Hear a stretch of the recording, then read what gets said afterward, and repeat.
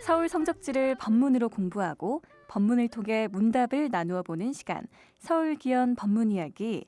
소태산 서울 경성을 품다의 저자이신 나주교당 방길튼 교무님 나와주셨습니다. 교무님 반갑습니다. 네, 반갑습니다. 네, 교무님. 지난주 저희가 경성교화에 거점을 마련하고 창신동 회관까지 시사해 주신 우리 이동진화 선진님에 대해서 이야기를 나눠봤는데요. 자, 오늘은 또 어떤 분 선진님에 대해서 이야기를 나눠볼까요? 서울교화하면 네. 이공주님을 빼놓고 말할 수가 없어요. 아주 어찌보면 서울교화로 한다면 그 거봉을 저희가 반드시 답사를 해야 되죠. 네. 가봐야 된다는 소리입니다. 그래서 오늘은 아주 중요한 얘기도 많고요.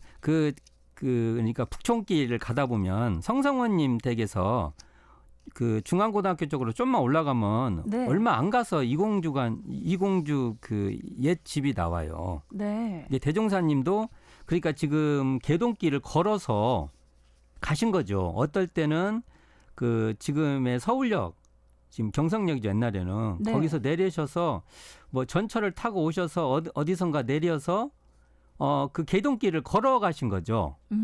또는 그 창신동 회관 거기서 전철을 타고 어디서 내리셔서 걸어오신 거예요. 개동길을 계속. 그래서 네. 우리가 개동길을 쭉 뭐 목욕탕도 보이고 지금 편말도 이렇게 있어요. 그쪽 네. 그 개동길을 쭉 올라가면서 이 길을 대종사님께서 이공주가를 걸어가셨다. 이렇게 여기고 걸어가는 것도 큰 우리에게 그 감각이 생깁니다. 네. 근데 과연 그러면 이공주 그 옛 집은 어떤 그 역할이 있었나 이걸 좀 알아볼 필요가 있는데요. 네. 이공주님은 그 대종사님께서 법주머니, 법낭, 내 법을 담는 그 주머니다 이런 그 말씀을 하실 정도로 그 뭔가 이렇게 법문뿐만 아니라 소태산 대종사의 모든 다양한 것을 다 수집하셨어요. 그래서 실제로 원불교 문화에서 엄청난 중요한 일을 합니다. 초기 교단에 우리가 자료로 알고 있는 그 뭐 월말통신, 월보, 회보도 실질적으로 구타원 이공주 선지님께서 그 완본을 갖고 있었어요. 네. 그게 없었으면 뭐 어쩔 뻔 알았어요. 그리고 거기에 보면은 그 초기 교단에서 작업했던 그 초고들이 있어요. 초고. 뭐 이런 자료 기타 등등을 너무 많은 자료를 가지고 계셔서 대종사님께서 법낭, 법주머니라고 하신 것이 정말 타당한 말이죠. 네. 이 공주님은 요즘으로 옛날로 말하면 신여성이에요. 신여성. 예, 그 옛날에 그 영상들 보면은 그 검정 치마에 하얀 저고리 입고 계시고, 네. 그러니까 교육을 충분히 받으신 분이에요.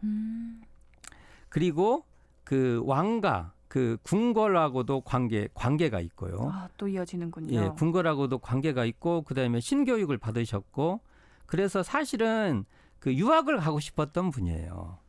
그 당대 여자 입장에서 유학을 간다는 건 쉬운 일이 아니에요. 네. 그런데 유학을 가려는 꿈을 품으셨던 정도면 어느 정도인지 알 수가 있죠. 일단 열린 사고를 가지신 분이라는 생각이 신문물에 대한 이해가 계신 분이에요. 드네요. 네. 그런 분을 소태산 대종사는 결국은 어찌 보면 그 의도적인 그 만남이 이루어지는 겁니다. 제가 의도적이라고 해석을 한 거예요. 네. 어떻게 됐냐면 그 성성원 댁에서 얼마 안 멀다고 했죠. 네. 그 성성원님의 그 어머니가 박공명선이에요. 박공명선의 쌍둥이 그 언니가 성성원의 엄마가 박공명성이고 박공명선의 쌍둥이 언니가 박사시화예요. 네. 박사시화는 채도화하고 연결돼 있죠. 그래서 네네. 소태산 대종사께서는 채도화 선진을 통해서 벌써 이런 내용을, 이런 정보들을 다 알고 계셨다고 저는 봐요. 정말 여성 제자들의 발굴이 쭉 이어졌네요. 예, 발굴을 하는 거예요. 네. 쉽게 말해서. 그런데 이 당대에 만나려고 처음에 당대가 이공주께서 부군을 잃고 그 상중에 있었어요. 3년상. 그래서 처음에 갈 때는 그 3년상 중이라 못 만나요. 3년상이라 만날 수가 없다 해요. 네. 그때 그 메신저 역할을 아마 박공명선 이런 분들이 하신 거예요. 이웃이니까 알잖아요. 네, 거리도 멀게 살지도 않고. 그렇죠. 네. 그러니까 같이 만나보자 하고 소개를 했다고 봅니다. 그래서 이제 2차 소태산 대종사께서 2차 상경을 해요. 첫 번째 상경 3월 30일 원기 9년 1924년 3월 30일에 올라가셨다가 2차 상경을 하는데 그때 2차 상경이 음력 원기 9년 음력 10월 26일 그 가을 정도잖아요. 네. 이때 창신동에서 그 이공주 집안 3대 사모녀를 다 만나요. 아, 그게 누구냐면 어머니 민자연화라고 있어요. 어머니 또 언니인 이성각, 그다음에 이공주, 그다음에 이틀 뒤에 한 번 더 가거든요. 이게 김영신 그 언니 딸. 네. 그래서 이 3대 사모녀가 굉장히 중요한 서울의 역할을 해요. 아, 그 인물을 2차 상경에서 만나요. 이때 대종사님께서 이공주라는 법명을 주십니다. 이 공주는 세계가 함께 보는 구슬이 되라는 뜻이에요. 네. 그러니까 나만을 위해서 살지 말고 내가 수행하고 크게 되는 것이 남들을 위해서도 좋은 일을 하는 거예요. 세계가 함께 보려면 그렇게 돼야 되지 않습니까? 네. 자기만 숨겨놓고 보는 구슬이 아니고 세계가 다 볼 수 있는 구슬이 돼야 돼요. 네. 그런 이 공주라는 함께 공자 구슬 주자 그래서 함께 보는 구슬이 되라라는 그 법명을 주시게 되는 거예요. 네. 근데 이제 구타원 이공주 그래서 이 구타원이라는 법호는 네. 그 대종사님께서 창신동에서 여자 수의단원, 여자 구인제자 이렇게 수의단 그를 그 방에 따라서 대표자를 이렇게 정해요. 팔방하고 상하에서. 그래서 네. 9분을 제자한 구상을 해요. 서울에서. 서울 역할이 참 중요합니다. 거기서 여자 제자들도 구인 제자를 구상을 하시는데 이때 중앙에 이공주가 이렇게 임명이 돼요. 네. 그게 벌써 구타원이라는 법호가 그 인연이 되는 건데 이 구타원이라는 법호는 제가 알기로는 공식적으로는 정산종사님 때 받게 되는 걸로 알고 있어요. 아, 그래도 그 내용은 앞에 대종사님께서 다 내정되어 있는 것이죠. 네. 그 뒤에 이공주 그 선지님께서 30회 생일 잔치가 열리게 돼요. 이때 대종사님께서 또 올라갑니다. 30대 생일 잔치 때. 또 올라가시는군요. 네. 왜 올라가요? 30대 생일 잔치인데. 그냥 뭐 중요하니까 올라가시잖아요. 네. 그만큼 소중하게 생각했던 거예요. 경성이라는 곳을. 그리고 특히 이공주라는 그 인물. 네. 그래서 여기서 30대 생일 잔치 도덕 박사가 되라는 그 문답을 하게 됩니다. 왜냐하면은 이때도 여성들을 위한 삶을 살겠다고 하니까 그런 이제 물어봐요. 뭘 하고 싶냐 보니까 여성들을 해방시키는 그러니까 이공주님은 신문물을 알고 있어요. 네. 요즘은 신여성이니까. 요즘은 그게 뭐 이렇게 남녀 평등이 지금도 문제지만 옛날에는 굉장한 거였어요. 그 여성 해방이라는 건 정말 인류사의 큰 문제였죠. 네. 여기에 이 얘기를 하니까 대종사님께서 도덕 박사가 되라는 문답을 하게 됩니다. 그냥 여성만을 위하는 게 아니라 정말 세상 모든 사람들을 위해서 도덕 정말 이게 우리 식으로 말하면 마음 공부가 다 마음의 큰 주인이 되는 그런 사람이 되기를 바라는 도덕 박사가 되라는 문답을 하게 됩니다. 정말 번명인 이 세계가 함께 보는 구슬이 되라라는 그 가르침이랑 통하죠. 쭉 이어지네요. 쭉 이어지죠. 같은 말씀을 해주신 거예요. 아, 네. 이때도 이공주 구타원님께서 마음에 울림이 생기는 겁니다. 또 울려요. 네. 대종사님 말씀에 세계가 함께 보는 구슬이 되라는 것에도 울리고 도덕 박사가 되라는 말에도 울려요. 네. 아주 참 그러죠.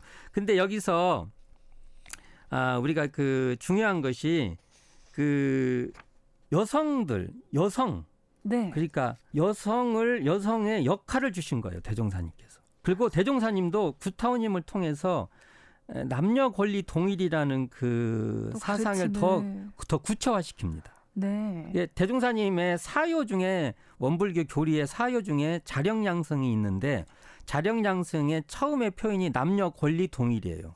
네. 중요하죠. 권리가 동일하다는 거예요. 지금도 이 남녀 권리 동일에는 앞으로 가야 될 길이 멀어요. 네. 지금도. 근데 옛날에는 오죽이나 했겠어요. 그 당대 이런 가르침을 그렇죠. 대단하십니다. 그러니까 이공주님께 그걸 기대하신 거예요. 네. 남녀 권리 동일이라는 역할을 그리고 대종사님도 이공주라는 인물을 통해서 이 남녀 권리 동일의 구체적인 내용을 더 이렇게 확보했던 것 같습니다. 예. 그래서도 이 인물이 굉장히 중요하고요. 네. 이때 이공주가는 초창기에 계동 출장소라는 말을 했어요. 계동 출장소 또는 계동 연구회. 한편으로는 공적 공간이었어요. 그러니까 창신도 회관이 생기기 전까진 네. 이공주가를 모임의 곳으로. 또 그때 그 창신동에 있을 때도 또 네. 요즘 말하면 교당 역할도 한 거예요. 아. 그래서 그 공간은 그냥 이공주라는 사적 공간만이 아니라 네. 우리 어떤 불법 연구의 그 공적 공간, 원불교 그 당대 소태산 대종사를 유시한 제자들의 서울 제자들의 공적 공간이었다는 것이죠. 네. 그런 면에서도 우리는 중요하게 생각을 해야 되는 것이죠. 그 이공주가는 또요 중요한 것이 일기법을 첫 시행지예요. 일기법을 첫 시행한 곳. 원불교의 일기법은 수행법으로 중요한 것이거든요. 네. 근데 그러한 그 첫 시행지라는 것입니다. 근데 우리가 그래서 그 자리에서는요, 우리가 이게 바로 그 소태산 대종사께서 이공주 선진을 통해서 일기법을 시행해보고 또 예행 미리 해보신 것이에요. 예비 시행지네요. 예비 시행제 너무나 소중한 것입니다. 네. 앞으로는 이것은 놓쳐서는 안 되고요. 이 자리에서 약자로 강자되는 법문을 하십니다. 아주 인류 사회에 둘도 없는 강자 약자가 진화하는 강자약사 진화상 요법을 구체적으로 말씀하신 갑동리 을동리로 설명되는 약자로 강자되는 법문이 바로 이공주 이가 선진님 댁 그곳에서 실행됐던 것입니다. 그렇군요. 너무나 소중한 것이고요. 네. 이곳에서는 이공주님께서 야외를 했어요. 야외. 저녁에. 그러니까 법회에 모이지 못하면 나머지 모든 분들을 따로 이공주님 댁에서 법회를 봤어요. 그래서 그 야외를 시행한 최초 곳이에요. 정말. 그러니까 너무 소중한 것이 많죠. 네, 너무 소중한 일들이 다 담겨져 있는 뜻깊은 곳이 아닌가 생각이 됩니다. 자, 이공주 선진께서는 또 상당히 오래 장수하신 걸로 아는데요. 몇 세까지 사셨나요? 제가 아마 이게 제가 지금 구체적이까지 모르겠는데 아마 그 95세 정도 사셨을 걸 알고 있어요. 그럼 이 대종사님 열반하신 이후에 보여주신 활동 중에 후진으로서 특별히 알아둘 만한 내력이 있을까요? 아마 가장 중요한 것은 저는 이제 다른 것보다는 그 대종사님의 그 어떤 그 흔적들, 네. 그런 것들을 그다음에 대종사님께서 부탁했던 여자 그 수양원 퇴임 이후에 있죠. 우리 요즘은 그 교무님들, 정년님들 퇴임 후에 그 요양 있잖아요. 네. 요즘은 퇴임 후에 그것을 이공주 법사님께서 정말 자기 사제를 다 털어가면서나도 수양원을 그 초기에 모든 기반을 거의 다진 것이죠. 정말 재반 비용을 다 담당하셨다. 그렇죠. 라고 봐도 그러니까 원불교 수양원 우리 현재는 원로원 수양원의 그 초반의 기틀은 다 이공주 법사님이 다지신 거죠. 그것도 대종사님의 유시했어요. 유시를 네. 끝까지 한 것은 우리가 진짜 늘 잊지 말아야 될 내용입니다. 네, 우리 초기 요성 성진 중 이공주 선진님께 대해서 오늘 이야기를 나눠봤고요. 오늘도 좋은 말씀 고맙습니다. 우리 방길튼 교무님. 네, 감사합니다.